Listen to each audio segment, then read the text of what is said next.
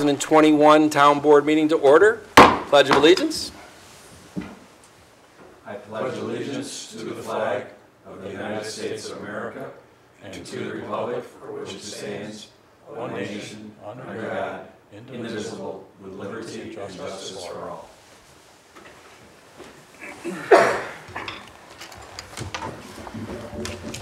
Dolly, can you do roll call, please? Supervisor Flaherty. Here. Councilwoman Cataldi. Present. Councilman Cahill. Here. Councilman Abbott. Here. Councilman Dean. Here. Councilman Nesson. Present. Dolly, am I right in assuming, since you took over as town clerk in July of 2020, this is the first town board meeting that you are the town clerk on that is open to the public for in-person? That is correct. And I want to thank everybody who has come tonight. Let me turn down the sound here. First order of business is we have a couple board minutes up for approval. I would make a motion to approve the March 11th, 2021 board minutes. Second. Supervisor Flaherty. Aye. Councilman Abbott. Aye. Councilman Dean. Aye. Councilman Cahill. Abstain. Councilwoman Cataldi. Aye. I would move that we approve the March 18th, 2021 minutes as submitted by the town clerk. Second. Councilwoman Cataldi. Aye. Councilman Dean. Aye. Councilman Abbott. Aye. Councilman Cahill. Abstain. Supervisor Flaherty. Aye. And may I say that we have missed Councilman Cahill. At least I have. Nice to be back. And this, Thank you. You know, the joking around and your interesting insights on certain topics, Jen. Okay, well, boy, we haven't had this agenda item in almost a year. It's open to the floor for any speaker that would like to take the podium. Don't all rush up to the podium. And I don't think we have any takers for that, so we will move right along. John, were you in to look at the purchase orders and bills? Yes, I was, and I found the bills to be in order, and I would move that we approve the bills as presented by the Director of Finance. Second. Councilman Cahill. Yes. Councilwoman Cataldi. Aye. Supervisor Flaherty. Aye. Councilman Abbott. Aye. Councilman Dean. Aye. And I reviewed the prepaid warrants as submitted by the Director of Finance and make a motion that we approve those. Second. Supervisor Flaherty. Aye. Councilman Abbott. Aye. Councilman Dean. Aye. Councilwoman Cataldi. Aye. Councilman Cahill. Aye.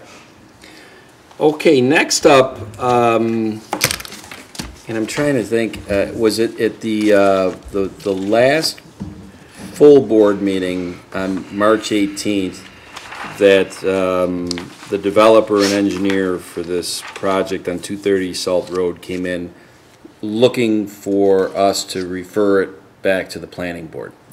And in that meeting, we discussed how at the April 1st town board meeting, we could set a public hearing for April 15th, but with the understanding that the planning board is hearing this referral on Tuesday, April 6th.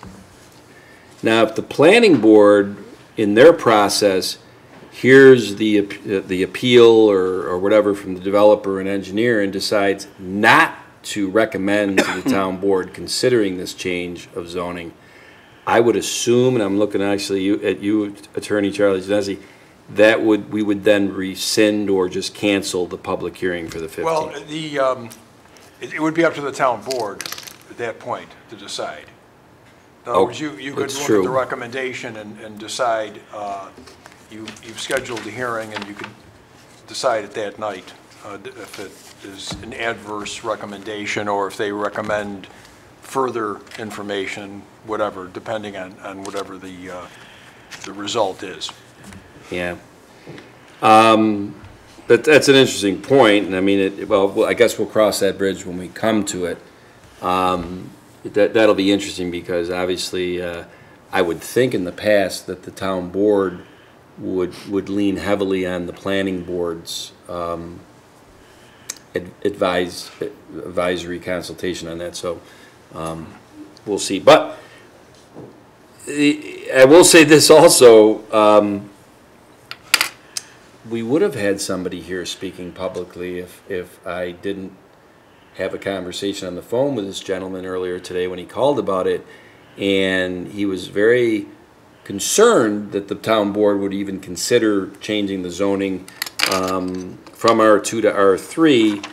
And when we got done talking, and he found out that that zoning change takes a lot size from 28,000 square feet to 22,000 square feet, but keeps the width of the lot the same 100 square feet, and that the developer is asking for this because they want to keep some of the green space around that 70 acres so that they don't have to build onto that buffering green space. I chased the gentleman right off to come in here and complain about it for 5 minutes because he says, well, that sounds like a reasonable request. Interesting. It's amazing how education and communication works in this world, isn't it? So with that all being said, I make a motion to set a public hearing on April 15th, 2021 regarding rezoning of the lands on 230 Salt Road from R2 to R3 zoning.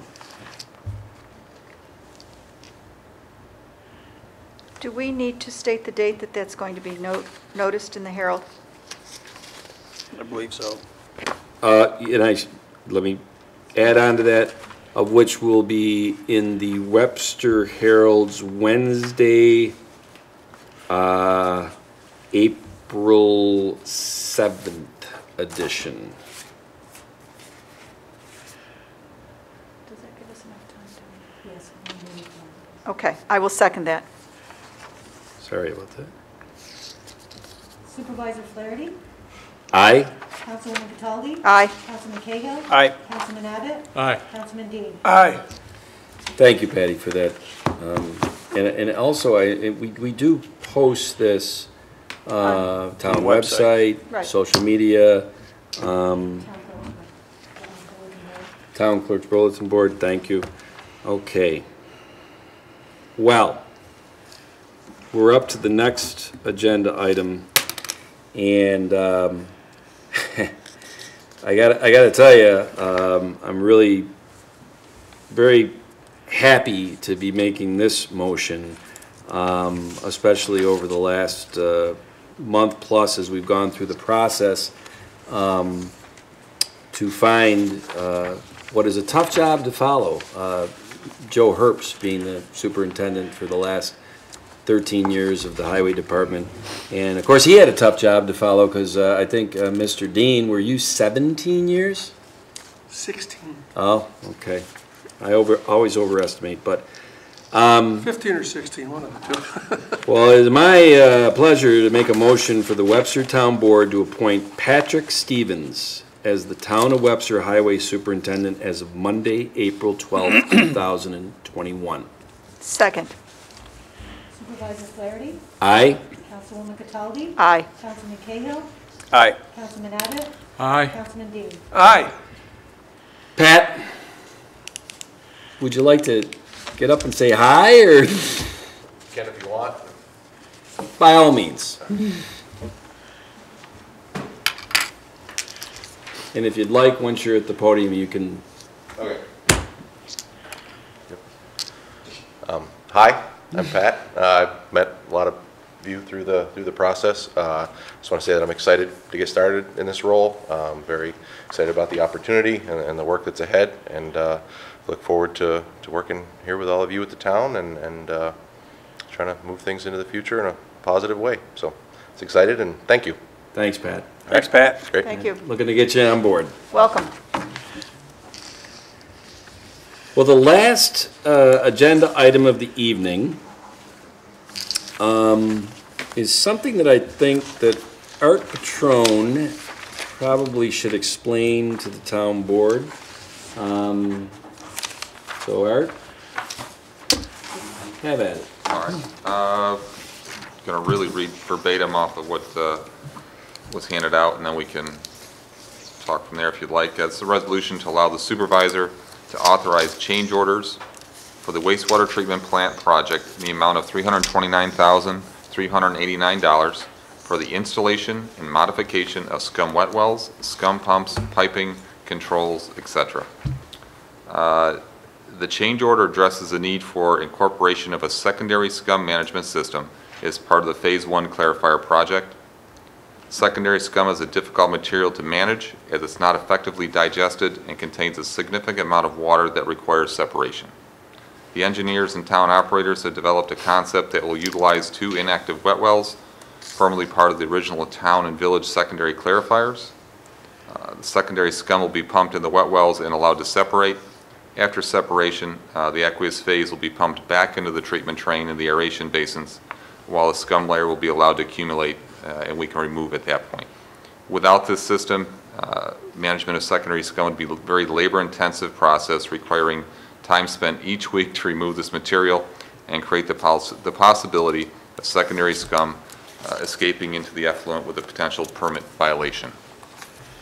The cost for this additional work is $329,389. The change order would be applied against the WIA grant and would have an associated 25% reimbursement as part of the project. While the cost is significant, the overall project is still projected to finish below the estimated $12 million.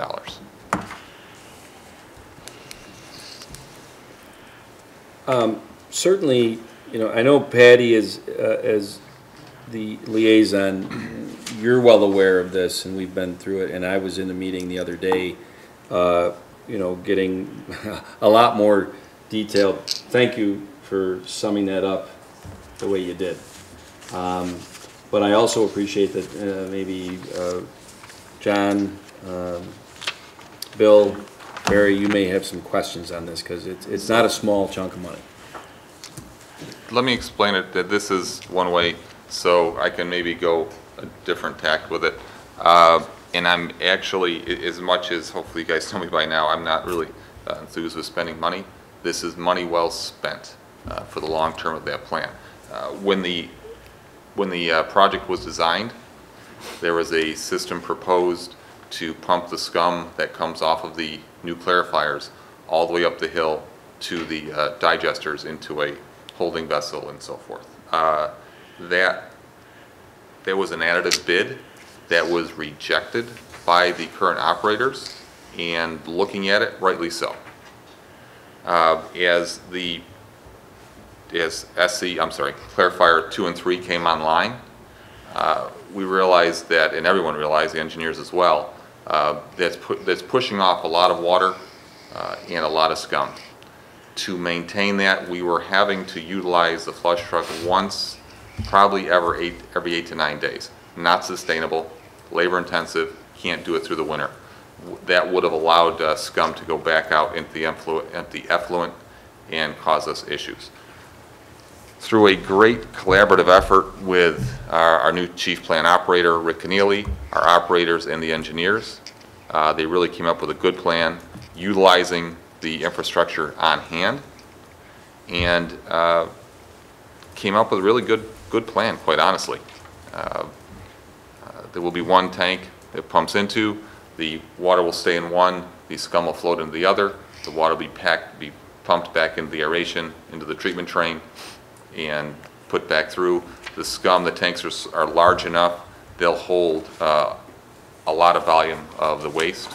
And at that point, we're not doing it every 7 to 9 days.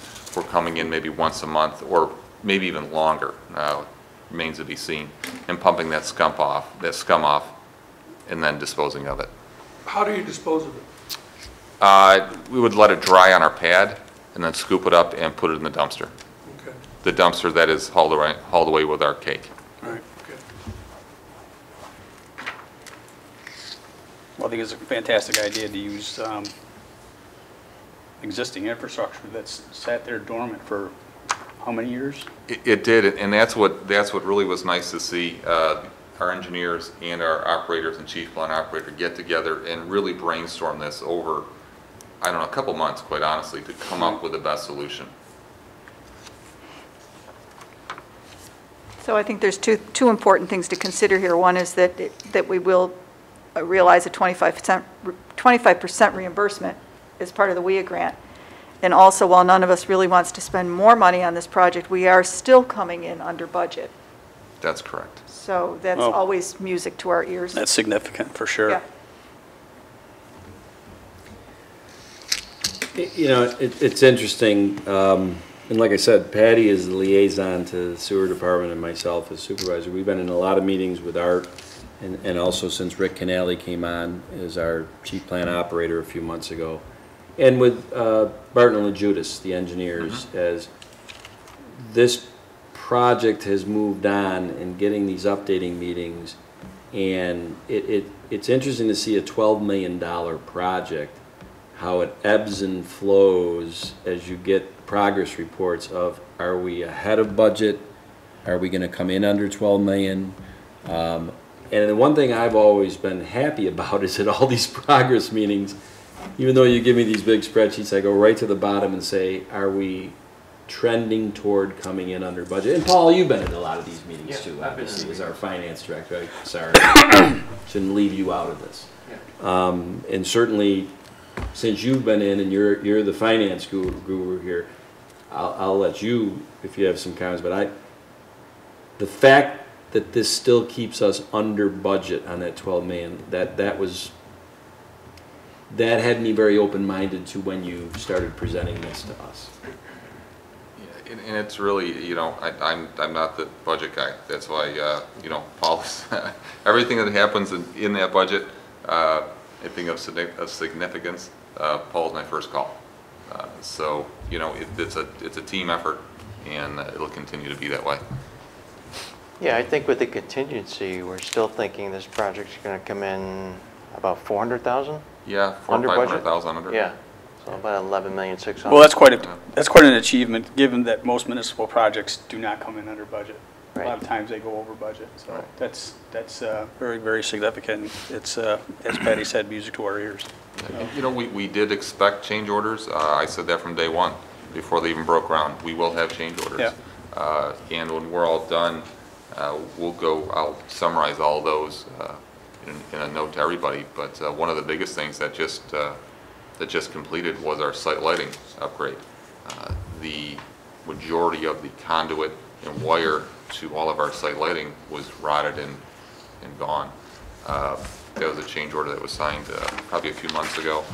They finished that work 2 weeks ago, and it's just a whole new facility. The guys are out there early in the morning. They can see. It's safe. That to me it's a huge change, and you could hear in the guys that when they go out that, you know, it's sort of uplifting, so they can get a little bit brighter out there. And Yeah. Helps them out a little bit. As you said, money well spent. Money well spent. Well, and I'll also say, this is before my time, I think that the town board and our previous supervisor was very wise to have brought on Art Patrone from the private world to basically be, you were a project manager in your past life, private, Yeah. and now you come on to municipal with the town of Webster, and really have been the project manager of this $12 million sewer upgrade. And I've watched how you've done it, how you've interacted with the engineers, and how I don't think keeping it under budget is luck. I think you are on it, and I've been impressed by it, and that's a skill set that I don't know if any of us have from our backgrounds. No, and I appreciate that, and it's really, it's evolved, as I've evolved in the role, it's really become a team effort. Items that we can do in-house, we do, and try to keep the costs down. So it's been a team effort. Rick's been a great help. All the guys at the plant have been helpful, so. Great. Bill? I would, I'm all set. so I would move that we authorize the supervisor to sign change orders for Phase 1 of the sewer plant improvement. Second. Councilwoman Cataldi? Aye. Councilman Dean? Aye. Councilman Abbott? Aye. Councilman Cahill? Aye. Supervisor Flaherty? Aye. Thank you, Art Thank you. and team. Well, that concludes the formal agenda for tonight, so I guess we'll do a quick round the room. Well, actually, I mean, Braden, since our Director of Personnel is in the room tonight, do you have any comments or? I'm just trying to remember if I mentioned it at our last meeting or not, that the town now has a consolidated job posting board available on the website, on the homepage. I think I did mention that. I guess New York State has passed a new vaccination law, and we've got that implemented as well. And otherwise, it's the ebbs and flows of personnel work. Okay. Attorney Charlie Genesi, are we keeping you busy enough? There's always a lot going on, but things are going well. How's that? All righty. Art, I think we've heard from you. He said relax. Paul, if the camera's on you, you think that the viewers at home are having a hard time figuring out whether it's you or me because have the same shirt on today? Yeah, I think Tom's my mini. Oh, look at that. He's my mini-me. Easter Black purple jacket, for Mr. Adams and Easter me. shirt, lilac. Oh, Easter was Looking good. green. I don't have much, Tom. No issues this week. After the wardrobe exchange, Yeah. Yeah, you think I could fit into his shirt, Barry? Let's see if One arm. Yeah, thanks, Bill. Is that all you have to say? I thought it was He's right. Barry, any? not a lot. Museum is busy. They've been doing a lot of work on the inside, getting it prepped for, hopefully for a day where it can be open. Normally in the month of May, we do a plaque presentation to all the new historic homes in Webster, and they're working on that, and we should be hearing from them shortly on what they plan to do. One of the things is they thought they might actually go to the people's houses and present the plaques to them at their homes. So we'll see. They haven't finalized their idea yet, but if they do, that means we're going to be in a little caravan. Cool. Great. All right. Missed you. What do you got, Jen? Well, I'm very encouraged to hear that the state legislature has rescinded the governor's emergency powers. They did? Now. April Fool. April Fool's Day? There you go. Yeah. Is that all you have, Jen? That's all I have. Patty, do you have an April Fool's Day joke? I do not. As highway liaison, I look forward to working with Pat Stevens into the future. Oh, and by the way, we found out today that Pat Stevens, our new highway superintendent, knows Mary Harrington, our new town engineer. They've worked together on several projects. That's Which fantastic. I think is going to be a feather in our cap. They'll hit the ground running here. So, and then last but not least, you know, Dolly, we got to have you be the last word. Okay, I do have something this evening. The town clerk system to sell New York State DEC hunting and fishing licenses is now up and running. Fantastic. Hey. That's great. That's my big news. All right. Well, unless anybody has anything else, Phone calls? Pardon? Did you announce Colin or no? Oh, Karen is I already had it up, we're good. the number Okay. has been up. Okay. I'm not on my A game today, John. Yeah, you're all gotta nervous because tell I you. came back today. I gotta Hey, say, I can get it. You got me all flustered. Well, if nobody else has anything to say, this meeting is officially adjourned.